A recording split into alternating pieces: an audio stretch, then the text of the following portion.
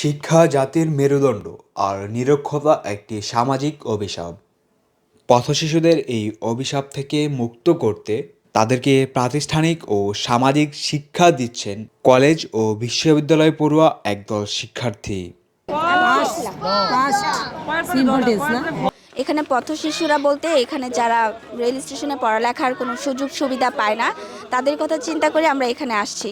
তো এখানে স্বপ্ন শিশু এই উদ্যোগটা নিয়েছে, প্রতিদিন এটা কন্টিনিউ করতেছি, ক্লাস নিচ্ছে ওদের।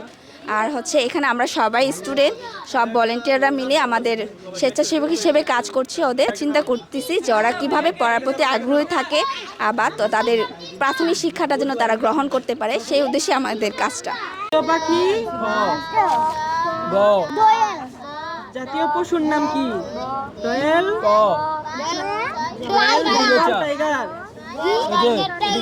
গাজীপুরের জয়দেবপুর রেল স্টেশনে স্বপ্ন শিশু নামে এই প্রতিষ্ঠানটি চালু করেন কলেজ ও বিশ্ববিদ্যালয় পড়ুয়া শিক্ষার্থীরা।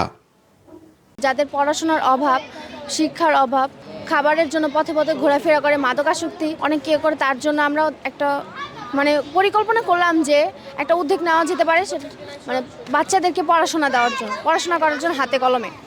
তারপর ভাইয়া আপুরা সবাই রাজি হচ্ছে।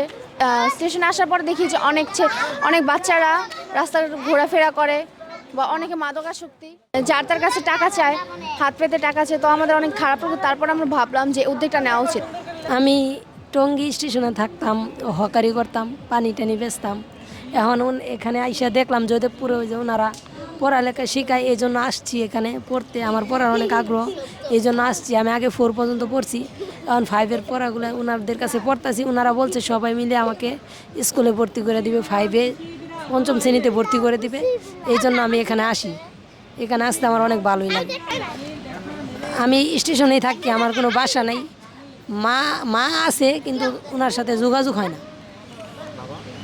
বাবা নেই।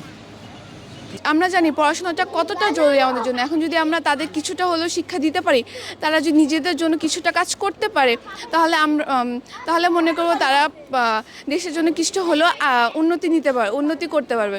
এখন যেই সময় আছে আমরা দেশের, এখন এই সময়টার জন্য আমাদের প্রত্যেকটা মানুষেরই দরকার এখন শিক্ষাগত যোগ্যতা ছাড়া এখন আমরা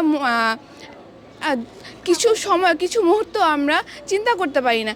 একজন মানুষ যদি এখন রাস্তা দিয়ে চলতে যায়, সে এখন কোনো জায়গায় কাজ করতে গেল, তার নিজের ঠিকানাটা অন্তত প্রয়োজন।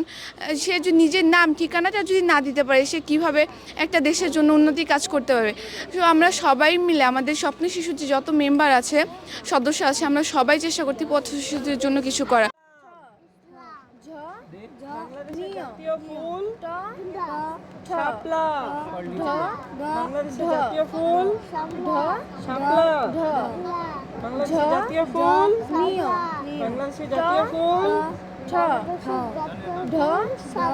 তো দেখা যায় যে যারা স্টেশনে থাকে বা কোনো ধরনের গার্ডিয়ানের আন্ডারে না থাকে, তারা ছোটোবেলা থেকে লাগামহীনতার কারণে হয়তো বা কেউ ছিনতাই করে কিংবা চুরি করে। তাদের কারণটা হলো তারা মূলত ছোটোবেলা থেকে সুশিক্ষাটা পায় না, তাদের হাতটা কেউ ধরে না, যার কারণে তারা যা মন চায় তাই করে। তাদের খাবারের অভাবটা পূরণ করার জন্য তারা যা করতে পারে, যেভাবে খাবারটা জোগাতে পারে তাই করতে চায়, যার কারণে তারা শিক্ষা গ্রহণ না করে তারা চুরি করে, ছিনতাই করে কিংবা কেউ পানি বিক্রি করে। রেল স্টেশনে থাকা পথশিশুরা মাদকাসক্ত হয়ে পড়ে। সে সকল শিশুদের নিয়েই কাজ করছেন স্বপ্ন শিশু প্রতিষ্ঠান।